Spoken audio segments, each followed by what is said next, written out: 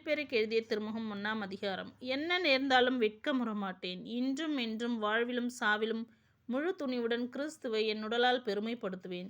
இதுவே என் பேராவல், இதுவே என் எதிர்நோக்கு. ஏனெனில் நான் வாழ்ந்தால் அது கிறிஸ்துவுக்காகவே, நான் இறந்தால் அது என் ஆதாயமே. எனினும் நான் தொடர்ந்து வாழ்ந்தால் பயனுள்ள பணி செய்ய முடியும். எனவே நான் எதை தேர்ந்து கொள்வதென எனக்கு தெரியவில்லை. இந்த இரண்டுக்கும் இடையே ஒரு இழுபறி நிலையில் உள்ளேன். உயிர் நீத்து கிறிஸ்துவோடு இருக்க வேண்டும் என்னும் ஆவல் ஒருபுறம், இதுவே மிக சிறந்தது. ஆனால் இன்னும் வாழ வேண்டும் என்பது மற்றொரு புறம். இது உங்கள் பொருட்டு மிக மிக தேவையாயிருக்கிறது. நான் உங்களோடு இருப்பதால் நீங்கள் நம்பிக்கையில் வளர்ச்சி பெற்று மகிழ்ச்சி அடைவீர்கள். எனவே உங்கள் அனைவரோடும் தொடர்ந்து தங்கியிருப்பேன் என உறுதியாக நம்புகிறேன்.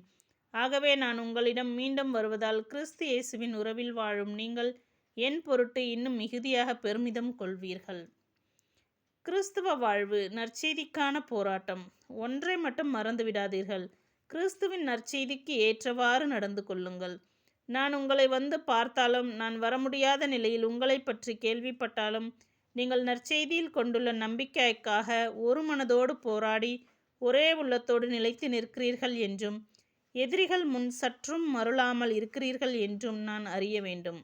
இவ்வாறு நீங்கள் மருளாதிருப்பது அவர்களது அழிவுக்கு உங்களது மீட்புக்கும் அறிகுறியாகும். இதுவும் கடவுளின் செயலே. ஏனெனில் கிறிஸ்துவிடம் நம்பிக்கை கொள்வதற்கு மட்டுமல்ல, அவருக்காக துன்பங்களை ஏற்பதற்கும் நீங்கள் அருள் பெற்றுள்ளீர்கள். நீங்கள் என் போராட்டத்தை கண்டீர்கள், இப்பொழுதும் அது பற்றி கேள்விப்படுகிறீர்கள். உங்கள் போராட்டமும் இதுவே, தாழ்மையும் ஒற்றுமையும். எனவே கிறிஸ்துவிடமிருந்து நீங்கள் ஊக்கம் பெற்றுள்ளீர்களா? அன்பினால் ஆறுதலும் தூய ஆவியினால் தோழமையும் பரிவுள்ளமும் இரக்கமும் கொண்டுள்ளீர்களா? அப்படியானால் நீங்கள் ஒரே எண்ணமும் ஒரே அன்பும் ஒரே உள்ளமும் கொண்டவராய் திகழ்ந்து ஒருமனதவராய் இருந்து என் மகிழ்ச்சியை நிறைவாக்குங்கள். கட்சி மனப்பான்மைக்கும் வீண் பெருமைக்கும் இடம் தர வேண்டாம்.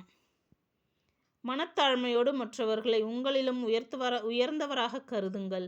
நீங்கள் யாவரும் உங்களை சார்ந்தவற்றில் அல்ல, பிறரை சார்ந்தவற்றிலேயே அக்கறை கொள்ள வேண்டும். கிறிஸ்து இயேசு கொண்டிருந்த மனநிலையே உங்களிலும் இருக்கட்டும். கடவுள் வடிவில் விளங்கிய அவர் கடவுளுக்கு இணையாயிருக்கும் நிலையை வலிந்து பற்றி கொண்டிருக்க வேண்டியதொன்றுக்காக கருதவில்லை. ஆனால் தம்மையே வெறுமையாக்கி அடிமையின் வடிவை ஏற்று மனிதருக்கு ஒப்பானார். மனித உருவில் தோன்றி சாவை ஏற்கும் அளவுக்கு, அதுவும் சிலுவை சாவையே ஏற்கும் அளவுக்கு கீழ்ப்படிந்து தம்மையே தாழ்த்தி கொண்டார். எனவே கடவுளும் அவரை மிகவே உயர்த்தி எப்பெயருக்கும் மேலான பெயரை அவருக்கு அருளினார். ஆகவே இயேசுவின் பெயருக்கு விண்ணவர் மன்னவர் கீழுலகோர் அனைவரும் மண்டியிடுவர்.